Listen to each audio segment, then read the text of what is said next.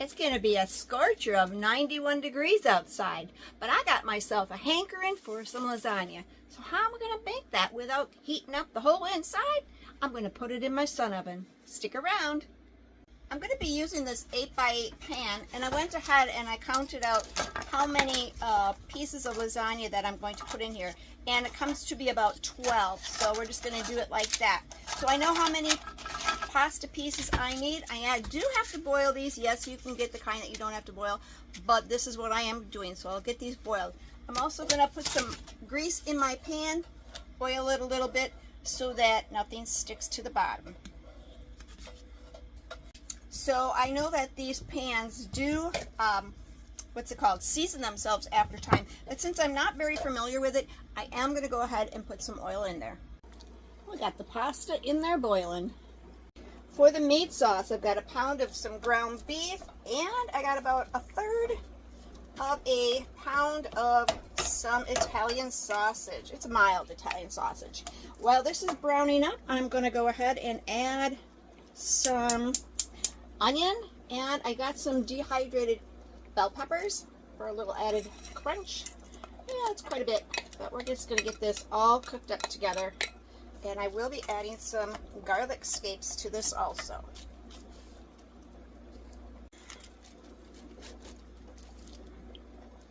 I don't know about you, but I usually add a little pinch of salt to my pasta, and I do add a couple drops of olive oil to it so the pasta doesn't stick, but that's my preference. Got my sun oven out here already warming up. It is about 300 degrees, and I'm going to take my greased pan and I'm going to put it in here to heat it up.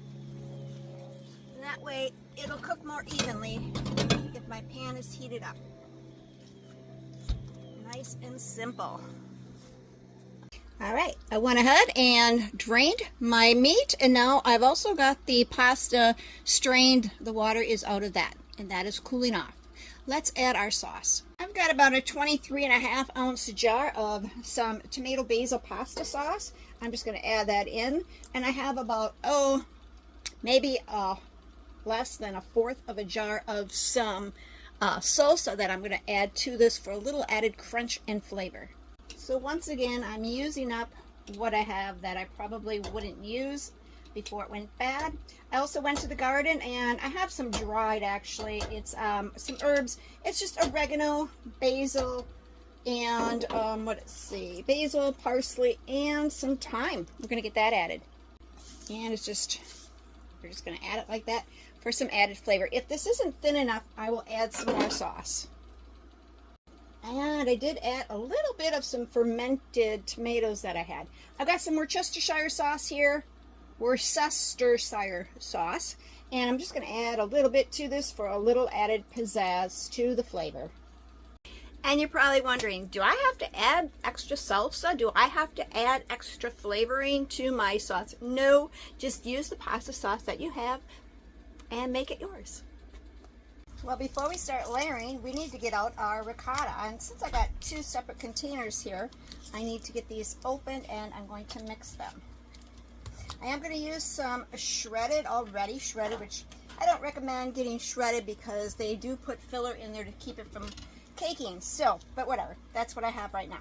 And I'm also going to add some grated Parmesan. Lovely Parmesan cheese.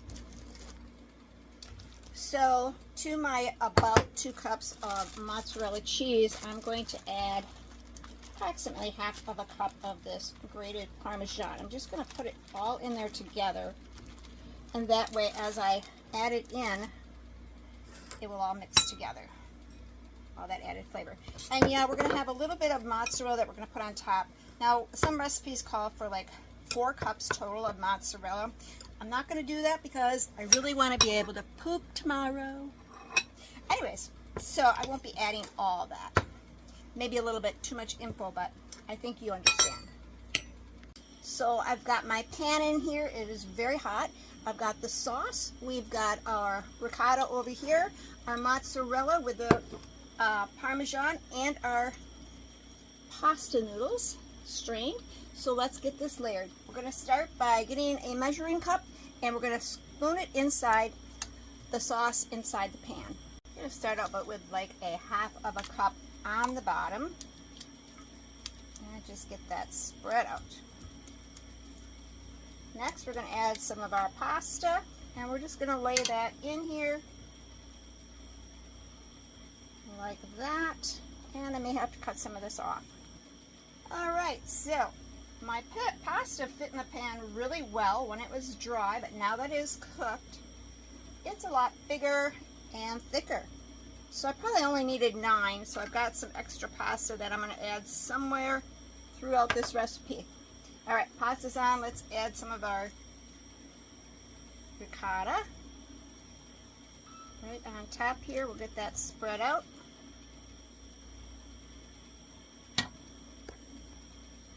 Add a layer of cheese, and then we'll add another layer of the sauce on top of that. And we'll just keep building it as we go. And I think I showed you that we are crisscrossing our pasta as we go, so it is like a picnic basket, if you wish. And I'm haphazardly hanging or putting these last pieces of pasta. I'll have a few extra that I'm not going to use on the very top, and we'll continue doing our layering. Well, this is going to be quite full. I'm trying to get the juices to go down into the crevices so that it doesn't overflow. So I'll leave some room on the sides for the juices to go down into the bottom there. Top this with some cheese. I'm going to see if I can't find some skewers that I can put in here, because I'm going to cover this with foil. I don't want to really use foil, but I need a cover, and since I really don't have a square cover for this type of pan, well, I'm going to rig something up. So we'll see what I come up with, if anything, for that. Yeah, we'll put some cheese on top here.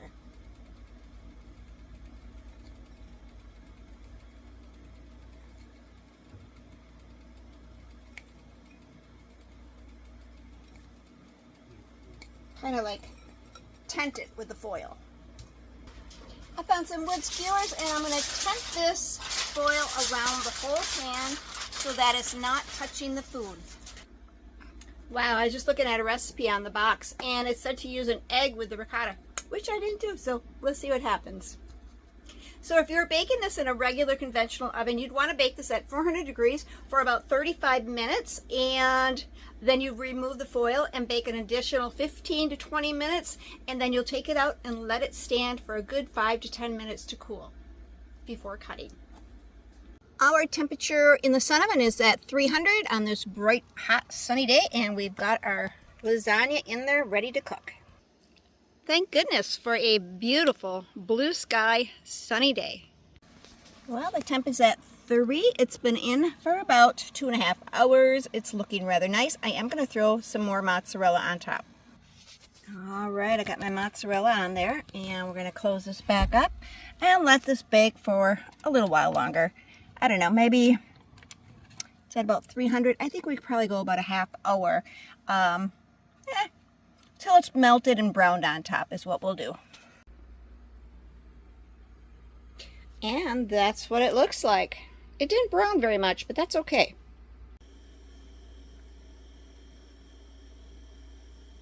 All the layers. Presentation isn't the best. All that cheese. Let's have a taste test. See if we can get a little bit of everything on there. I did let this cool for a little bit so it cut nice.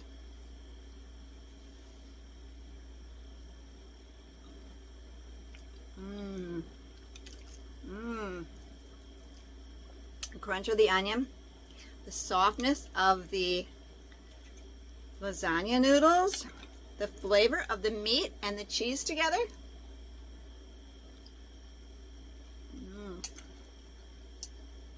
Very good.